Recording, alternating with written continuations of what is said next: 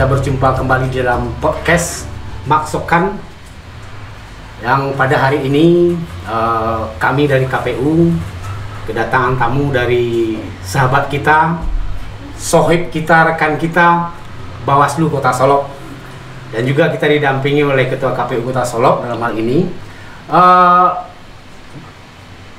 Pada kesempatan ini kita juga barusan bincang-bincang dengan Ibu Ketua Bawaslu dan juga rekan-rekan yang lain terkait dengan kegiatan-kegiatan kita yang akan kita hadapi ke depan menyambut pemilihan serentak, dan juga bincang-bincang juga tentang pengalaman apa yang telah kita lalui pada pemilu sebelumnya 2019 dan pemilihan 2020.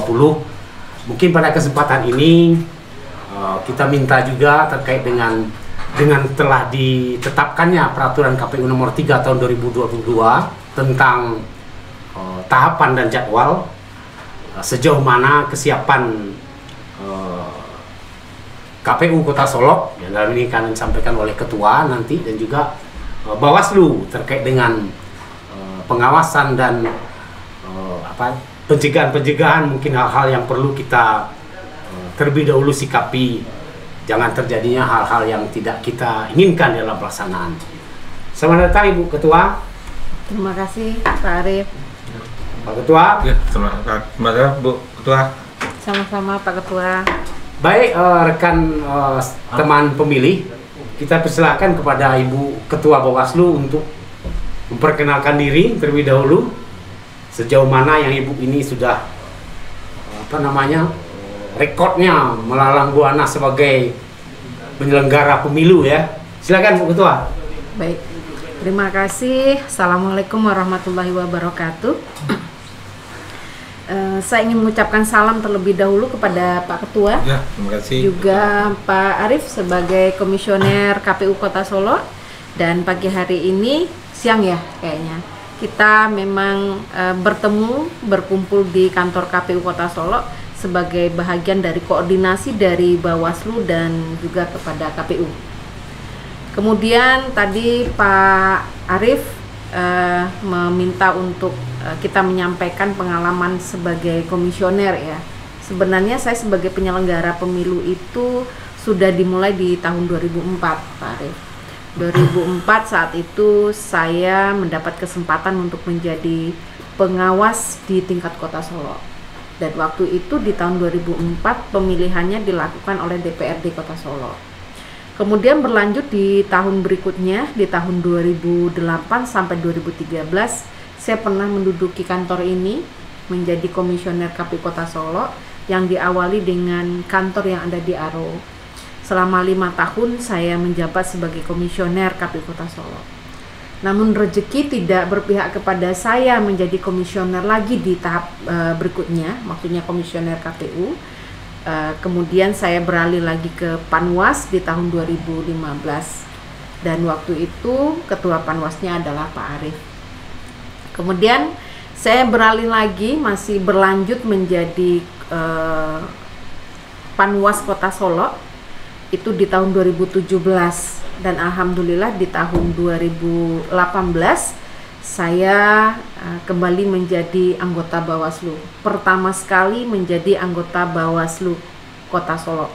Karena itu pertama sekali Bawaslu Kabupaten Kota menjadi permanen. Dari 1.814 orang komisioner Bawaslu Kabupaten Kota dilantik di tahun 2018 tanggal 15 Agustus. Dan alhamdulillah sampai sekarang saya masih tetap menjadi komisioner Bawaslu Kota Solo. Mudah-mudahan bisa menyelesaikan tugas dengan baik dan benar. Itu mungkin pengalaman saya. Silakan Pak Arif. Terima kasih Bu Ketua. Mungkin kita langsung aja. Kita minta kepada Ketua KPU Kota Solo terkait dengan telah ditetapkannya peraturan KPU nomor 3 ini, Ketua. Sejauh mana yang bisa kita sampaikan kepada teman pemilih kita. Silakan. Ya, terima kasih Pak Arif. Salam masukan dulu Bu Ketua. Iya. Ya, baik pemilih masyarakat Kota Solo yang kami cintai. Salam masukan ini adalah ikon kami dulu di Pilkada. Saya sebagai Ketua KPU Kota Solo dan Ibu Ketua Bawaslu, dan kami saling maksudkan karena ketika itu pandemi kita tidak boleh berjabat tangan, tapi dengan bersentuhan belakang tangan. Baik, Bapak Ibu sekalian, masyarakat Kota Solo, memang di 14 Juni kemarin sudah diluncurkan tahapan daripada jadwal dan pemilu 2024, Bu Ketua, dan KPU secara nasional sampai ke kota-kota sudah bersama-sama meluncurkan tahapan tersebut dan telah mensosialisasikannya kepada masyarakat. Dan ada beberapa tahapan yang di dalam PKPU nomor 3 tahun 2022 itu, yaitu yang pertama yaitu adalah pemutakhiran dan penyusunan daripada anggaran dan juga penyusunan daripada program, kemudian juga penyusunan dari peraturan KPU. Kemudian juga dalam tahapan itu, Bu Ketua, ada namanya pemutakhiran data pemilih berkelanjutan, dan juga kita laksanakan juga nanti tahapan daripada pendaftaran pasangan calon, pendaftaran daripada peserta pemilu. Peserta pemilu ini terdiri dari untuk anggota DPR, DPR RI dan DPR provinsi, kabupaten kota itu adalah partai politik. Kemudian kalau untuk Dewan Perwakilan Daerah itu perseorangan. Kemudian juga ada yang namanya pasangan calon presiden dan wakil presiden untuk pemilihan presiden dan wakil presiden. Ini diusung oleh partai politik atau gabungan dari partai politik. Kemudian nanti kita akan mengadakan yang namanya daerah pemilihan, kemudian juga alokasi kursi. Ini juga yang menentukan alokasi kursi itu adalah tentu jumlah penduduk. Jumlah penduduk dari suatu kota, termasuk Kota Solo, diperkirakan 70.000 atau 80.000, nanti dibagi 20 kursi yang ada, kemudian nanti akan menjadi bilang pembagi. Nanti baru per dapilnya akan adakan yang namanya DAK2, data agregat kecamatan, kependudukan per kecamatan, dibagi dengan bilang pembagi pemilih. Maka inilah yang menjadi jumlah kursi per dapil. Kalau bercermin yang terdahulu, jumlah kursi per dapil itu adalah 11 untuk Lubuk Sekarang, 9 untuk Tanjung Harapan. Sementara daerah pemilihan tetap kita memakai kesinambungan dari pemilihan pemilu kemarin ini, yaitu Kecamatan Lubuk Sekarang dan Kecamatan Tanjung Harapan. Kemudian juga ada namanya nanti daftar pencalonan. Daftar pencalonan itu mulai dari Desember sampai November. Kemudian nanti ada masa kampanye itu November sampai Februari 2024, 23 November 2023 sampai Februari 2024. Kemudian ada masa tenang 3 hari, yaitu di bulan Februari nantinya ada masa tenang. Kemudian pemungutan dan penghitungan suara pemilu itu adalah 14 Februari 2024. Itu adalah SK daripada KPU RI. Kemudian Bapak Ibu sekalian, kemudian akan penetapan calon terpilih setelah itu, dan kemudian juga setelah itu pengambilan sumpah calon terpilih. Itulah ada 11 tahapan yang di PKP nomor 3 tahun 2022 yang akan kita lalui. Dan tentunya ini dukungan kita bersama, dan kita menyadari bahwa KPU tidak bisa bekerja sendiri. KPU tentu dengan Ibu Ketua Bawaslu beserta jajaran untuk saling bermitra dalam pengawasan nantinya.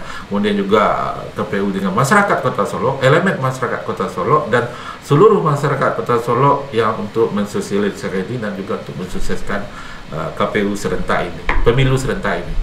Mungkin Pak Arif. Jadi kita sudah dapat tadi, mungkin teman-teman pemilih ya dapat mengetahui bahwasanya jadwal-jadwal tentang tahapan tadi seperti yang disampaikan Ketua tadi sudah terlihat kapan akan pelaksanaannya akan dilakukan. Mungkin kita minta juga tanggapan dari Ibu Ketua ya, Bawaslu, terkait dengan tahapan tadi ya. Apa kira-kira potensi-potensi atau yang perlu Bawaslu ingatkan ya, baik kepada kami sebagai penyelenggara maupun sebagai teman pemilih ya, agar hal-hal yang tidak kita inginkan itu tidak terjadi. Silakan Bu Ketua. Baik, terima kasih Pak Arief, Pak Ketua. 14 Juni 2022 adalah momen bagi kita semuanya sebenarnya. Kita semuanya itu ya tidak hanya KPU sebagai penyelenggara teknis, tetapi juga Bawaslu sebagai pengawas pemilu, dan juga tentunya seluruh elemen di masyarakat kita. Bahwa 14 Juni 2022 adalah awal di mana tahapan pemilu 2024 itu dimulai. Artinya kita mesti menggaungkan ini kepada seluruh lapisan masyarakat kita, bahwa pemilu dimulai dan kita semuanya mesti bergerak dengan pasti bahwa masing-masing kita akan melaksanakan fungsi kita. KPU sebagai penyelenggara teknis laksanakan tugas sebaik-baiknya, pengawas sebagai pengawas pemilu juga melaksanakan tugas sebaik-baiknya. Nah, momen ini menjadi catatan penting buat kita agar semua itu bisa memenuhi segala aturan yang ada. Pertama, berkaitan dengan tahapan. Tahapan sudah dijelaskan tadi oleh Pak Ketua. Masing-masingnya ada rentang waktu. Nah, bagi calon peserta pemilu yang menginginkan agar tidak terjadinya persoalan nantinya, maka mesti mempersiapkan dari sekarang. Kita sama-sama mengetahui bahwa kalau yang terdaftar di Kemenkumham mungkin lebih daripada 75 partai politik. Tetapi apakah semuanya bisa menjadi peserta pemilu? Belum tentu. Itu tergantung bagaimana nantinya proses yang akan dilalui oleh partai politik di KPU. Nah, bagaimana supaya itu lolos, supaya bisa menjadi peserta pemilu, maka mesti memenuhi aturannya, syarat-syaratnya. Di antaranya apa? Yang mesti dipersiapkan adalah berkaitan adanya pengurus di seluruh provinsi, 75 kabupaten kota di provinsi dimaksud, juga 50% di kecamatan di kabupaten kota dimaksud. Kemudian jangan lupa yang kepengurusan itu seperti apa. Yang krusial juga adalah berkaitan dengan masalah kantor. Nah, ini Pak Ketua, kantor ini jangan sampai tidak ada di tingkat yang ditentukan. Juga yang tidak boleh kalah penting, karena ini sangat krusial. Kalau misalnya tidak terpenuhi bagaimana? Ya gagal, tidak bisa. Dan itu kan menjadi benang merah kenapa tidak dipenuhi oleh calon peserta. Kemudian yang lainnya yang krusial menurut kita adalah ketika kepengurusan 30% perempuan mesti dipenuhi. Juga nanti pencalonan, di mana mesti juga memenuhi 30% keterwakilan perempuan. Ini juga menjadi catatan penting untuk masyarakat kita, terutama calon yang akan atau partai politik yang akan menjadi peserta pemilu. Yang krusial lagi kalau menurut kami di tahapan-tahapan itu tentu di masa pendaftaran. Kita mesti sama-sama mensosialisasikan. Tugas KPU mensosialisasikan, kami dari Bawaslu mensosialisasikan terhadap pengawasan yang kita lakukan. Untuk apa? Supaya syarat-syarat yang menjadi ketentuan jangan sampai itu ditinggalkan oleh para calon-calon legislatif kita. Karena tentu konsekuensinya ada. Apa? Bisa menjadi sengketa. Kita berharap bahwa sengketa itu tidak ada. Tetapi kalau ada, tetap kita akan proses, karena itu ada kewenangannya di Bawaslu. Nah, supaya tidak terjadi sengketa bagaimana? Sengketa proses itu kewenangannya ada di Bawaslu. Itu terjadi akibat dikeluarkannya keputusan oleh KPU. KPU Provinsi, KPU Kabupaten Kota. Supaya itu tidak terjadi bagaimana? Ya silakan. Yang berkaitan dengan itu terutama para calon-calon yang menjadi peserta pemilu, penuhilah aturannya agar tidak terjadi yang namanya sengketa. Apalagi masalah kampanye, atribut kampanye juga itu menjadi persoalan-persoalan kita di lapangan yang nantinya kita selesaikan secara baik dan bijak dan tentunya sesuai dengan aturan-aturan. Dan tentu yang krusial adalah di hari H. Hari H ini yang selalu kami ingatkan adalah berkaitan dengan data pemilih. Apa itu? Masyarakat masih juga enggan berkaitan dengan masalah data pemilih, masih juga tidak mau mengurus surat-suratnya. Sekiranya masyarakat ikut serta dalam hal ini untuk aware bahwasanya dia memang terdaftar atau tidak terdaftar, maka semua masyarakat di Kota Solo ini yang memang berhak untuk terdaftar itu akan bisa terdaftar. Apa implikasinya di hari H? Jangan sampai di hari H itu ada lagi masyarakat yang berteriak, kok saya belum terdaftar. Nah, kita harapkan dari sekarang itu masih masyarakat kita mau untuk aware dengan ini, peduli dengan ini, ikut serta dalam hal ini. Itu dia yang termasuk dari bagian dari pengawasan partisipatif. Dan yang paling krusial adalah berkaitan dengan politik uang, berita hoax. Masyarakat kita masih juga suka yang seperti itu. Kita berharap berita hoax itu tidak menjadi makanan bagi masyarakat kita, tetapi masyarakat kita mau untuk melihat berita itu benar atau tidak. Kalau memang itu benar, mesti tahu sumbernya seperti apa. Politik uang, penyakit yang sampai sekarang masih sangat krusial di tengah-tengah masyarakat kita. Kita berharap bahwa politik uang itu habis dari daerah kita. Kalau orang bilang politik uang itu baunya luar biasa tapi tidak terlihat. Tetapi bagi kami politik uang itu adalah kesadaran masyarakat untuk tidak melakukannya. Karena sampai di mana? 100, 200, 300, anggaplah 1.500.000 satu suara misalnya diterima. Sampai di mana uang itu akan menjadi berkah bagi yang bersangkutan. Maka kami dari Bawaslu mengajak untuk seluruh masyarakat terutama di Kota Solo, hentikan politik uang, jangan mau terima uangnya, tolak orangnya, dan jangan pilih orangnya. Berkaitan dengan politik uang, saya kira seperti itu. Seperti kita tahu juga tadi yang seperti disampaikan oleh Bu Ketua ya, terkait dengan ke depan begitu data pemilih di hari H, begitu juga dengan tadi partai politik ya, mungkin aku tuh bisa sampaikan karena itu merupakan tahapan yang akan segera kita temukan terkait dengan pendaftaran partai politik dan verifikasi partai politik. Mungkin ada pesan-pesan dari Ketua ya, supaya ini artinya tadi yang seperti yang dikhawatirkan oleh Ibu Ketua Bawaslu, jangan sampai ada lagi yang apa namanya sengketa dalam hal ini ya. Silakan Pak Ketua. Ya, terima kasih Pak Arif. Memang betul apa kata Ibu Ketua Bawaslu Kota Solo tadi ya, Bapak Ibu masyarakat Kota Solo yang kami cintai, bahwa partai politik ini sesuai dengan tahapan PKP nomor 3 tahun 2022, mulai dari Juli kita sudah buka pendaftaran, KPU RI tentunya membuka pendaftaran daripada partai politik, kemudian nanti akan ditetapkan 14 Desember 2022, di bulan Desember 2022 ini. Dan Bapak Ibu sekalian, bagi partai politik, pengurus partai politik yang di daerah, tentu silakan untuk mendaftarkan kepengurusannya tentunya melalui DPW ke DPP.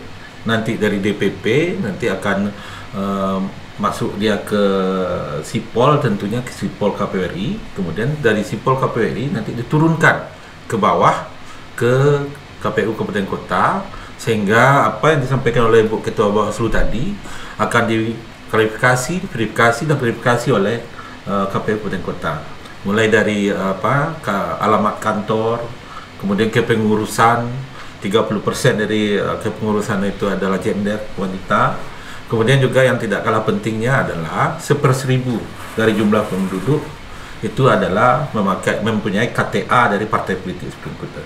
Jadi kalau seandainya jumlah penduduk kita ada sekitar 80.000, itu 80 KTA itu harus dimiliki oleh partai politik bersangkutan. Nah, nanti juga kami akan mengverifikasi itu.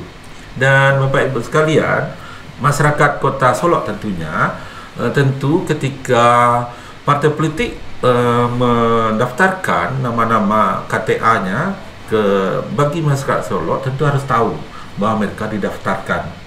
Jangan sampai kejadiannya ketika mereka tidak tahu, maka sudah tercantum di Sipol atau aplikasi partai politik, itu otomatis mereka setelah menjadi KTA atau anggota dari partai politik.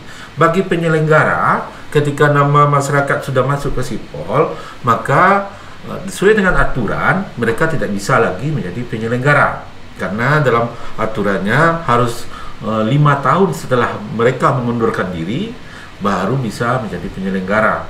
Nah, ini yang harus diperhatikan oleh masyarakat dan juga partai politik. Sehingga kalau ada masyarakat yang ingin menjadi anggota partai politik, tentu tidak harus memilih, tidak bisa jadi penyelenggara. Karena nanti akan ada dari masyarakat itu ad hoc, baik PPK, PPS, dan juga KPPS. Termasuk juga bagi komisioner, bagi kami yang periode ini, ya, Bapak, Ibu Ketua Bawaslu dan Pak Arief, itu berakhir di Juni 2023. Sehingga bagi masyarakat tentunya harus diperhatikan karena tidak boleh terafiliasi ke partai politik. Nah, ini yang sangat penting yang diketahui oleh masyarakat kita. Ya, terima kasih. Ya, memang ini yang sangat menarik Ibu Ketua. Saya mau tanya kepada Ibu Ketua nih terkait dengan keanggotaan itu, Bu Ketua. Ada masyarakat dia nggak tahu kalau dia sudah menjadi anggota partai politik. Gimana nih Ibu Ketua? Nah, ini juga menjadi catatan penting sebenarnya, karena kasus kan sudah pernah ya terjadi. Masyarakat kemudian ujuk-ujuk namanya ada di partai politik. Nah, masyarakat kalau merasa bahwa dia tidak pernah ikut menjadi partai, kemudian tidak pernah juga ngurus sebagai partai, orang lain juga yang memasukkan namanya menjadi anggota partai itu tidak pernah konfirm kepada yang bersangkutan, saya kira ini kita bisa melakukan jalur ya. Kalau itu memang berupa SK, kita mesti juga melakukan langkah-langkah secara hukum juga kalau menurut saya gitu. Karena kasus sudah pernah ada terjadi ketika itu kalau tidak salah Panwas ya. Saya lupa itu Panwas yang mana, tapi kasusnya pada akhirnya masuk ke DKPP dan akhirnya DKPP memutuskan bahwasanya yang bersangkutan itu tidak bisa menjadi penyelenggara. Nah, artinya apa? Kalau teman-teman memang ingin menjadi penyelenggara yang disampaikan oleh Pak Arief tadi, memang harus free dari itu, harus ada langkah-langkah hukum yang dilakukannya apabila yang bersangkutan namanya ada di dalam partai politik. Dan kita kira langkah-langkah hukum itu pertama tentu menyurati secara resmi yang bersangkutan, kemudian meminta klarifikasi terhadap hal tersebut, juga meminta untuk atau pernyataan bahwasanya yang bersangkutan tidak menjadi partai politik karena tidak pernah juga mengikuti kegiatan misalnya ya, tahu-tahu namanya ujuk-ujuk ada di sana. Nah, sebenarnya potensi ini ada juga ini Pak Arief, kedepannya akan ada persoalan bahwa partai politik ini kemudian mencatut nama anggota partai politik lain masuk ke dalam partainya tanpa sepengetahuan yang bersangkutan. Ini bisa menjadi konflik sebenarnya. Nah, kita berharap ini kalau memang partai politik mau mengambil orang lain dari anggota partai politik yang lainnya menjadi anggota partai politiknya, ya paling tidak etikanya tentu harus berbicara kepada yang bersangkutan, menanyakan apakah bersedia atau tidak untuk masuk di partainya. Salah satu langkah supaya konflik ini tidak menjadi persoalan nantinya. Kalau menjadi persoalan, ini kan sangat krusial. Nah, akhirnya bisa menjadi sengketa. Juga berkaitan dengan yang tadi yang dikatakan oleh Pak Arief, kok tahu-tahu orang itu masuk di sana, dia mau menjadi penyelenggara pemilu, ada namanya. Nah, itu kan sangat merugikan sebenarnya, merugikan bagi warga masyarakat kita yang menginginkan maju menjadi penyelenggara pemilu. Nah, itu mesti berhati-hati juga warga masyarakat kalau akan mengikuti sebuah kegiatan, lihat-lihat dulu lah kegiatannya seperti apa kegiatannya. Jangan nanti gara-gara ikut kegiatan reses namanya terdaftar, misal ini contoh misalnya reses, di sana kan ada daftar hadir, ada pertanggungjawaban keuangan. Jangan-jangan disangka dengan ikut di situ misalnya, udah namanya dimasukkan saja menjadi anggota partai. Padahal dia hanya sekedar mengikuti kegiatan dasar. Itu salah satu contoh. Bisa juga karena keakraban dengan seseorang, bisa juga karena kedekatan dengan seorang tim dari partai, bisa juga itu masuk sana. Ini mesti berhati-hati untuk warga masyarakat kita, terutama yang berkeinginan untuk menjadi penyelenggara pemilu. Saya kira mungkin seperti itu, Pak. Ya. Ya, jadi sudah dapat kita simpulkan terkait itu ya. Artinya himbauan kita ya, Bawaslu dalam hal ini kepada teman pemilih baik pun atau partai politik untuk lebih berhati-hatilah menyikapi hal itu ya. Jangan asal ambil, begitu juga masyarakat. Jangan asal ikut-ikut kegiatan tidak tahu apa persoalannya gitu ya. Sehingga jangan sampai terjadi hal yang gitu. Kalau sudah masuk memang ke sipol, itu mau tidak mau sudah terikat menjadi anggota suatu partai politik. Kemudian juga kita tertarik juga terkait dengan data pemilih tadi ya, Ketua, bahwasanya terkait dengan kesempurnaan data pemilih, KPU itu juga sudah meluncurkan artinya namanya aplikasi Lindungi Hakmu. Jadi masyarakat bisa download itu aplikasi di Play Store. Di Play Store ya, ambil Lindungi Hakmu. Bisa dilihat di situ, tinggal ketik nanti di situ nanti ada perintahnya kalau mau ngecek kita terdaftar atau tidak. Pertama di situ ada daerah, provinsi, kemudian kabupaten kota, kemudian ketikkan NIK-nya. Nanti terlihat di TPS mana terdaftarnya. Silakan masyarakat. Kalau belum terdaftar, di situ juga ada aplikasinya itu untuk mendaftarkan diri terkait itu. Kesempurnaan terkait dengan daftar pemilih, KPU tentu akan tetap berusaha itu tetap menyempurnakan. Tadi seperti disampaikan oleh Bu Ketua juga bahwasanya masyarakat kita ini terkait disiplin administrasi kewarganegaraan itu memang masih perlu kita tingkatkan. Nah, itulah kita berupa himbauan. Mungkin ada pesan-pesan yang mau disampaikan Pak Ketua terkait kalau kita perbanyak bisa banyak lagi. Mungkin di lain kesempatan kita akan bicara lagi terkait dengan tahapan. Silakan Pak Ketua. Ya baik, terima kasih Pak Arief. Bagi KPU banyak orang bicara demokrasi tambah bagus, banyak orang memikirkan demokrasi tambah bagus, sehingga politik atau demokrasi di Kota Solo ini semakin meningkat. Dan tentunya mari kita partisipasi kita dalam memilih untuk 2024 kita tingkatkan, dan tentunya salam dari kami Integritas KPU Kota Solo.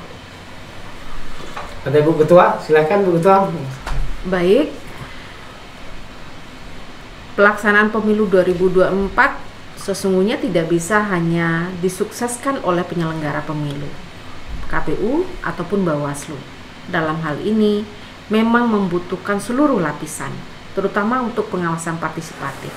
Maka dari itu kita ajak seluruh masyarakat Kota Solo untuk ikut serta dalam pengawasan partisipatif. Kenapa demikian? Karena kalau seluruh elemen kita sudah mau untuk melakukan pengawasan partisipatif, artinya masyarakat semakin tinggi terhadap kesadaran dalam menegakkan demokrasi, terutama menegakkan keadilan pemilu. Bersama rakyat awasi pemilu, bersama Bawaslu tegakkan keadilan pemilu. Terima kasih Pak Ketua. Terima kasih Bu Ketua. Terima kasih Pak Ketua, Pak Arief, terima kasih banyak. Teman pemilih, sahabat pemilih, kita cukupkan cakap-cakap kita, ngomong kita di podcast Maksokan pada hari ini. Di lain kesempatan mungkin kita akan sambung lagi bercerita tentang tahapan yang akan kita hadapi untuk pemilu 2024. Sekali lagi terima kasih atas perhatiannya. Assalamualaikum warahmatullahi wabarakatuh. Waalaikumsalam warahmatullahi wabarakatuh.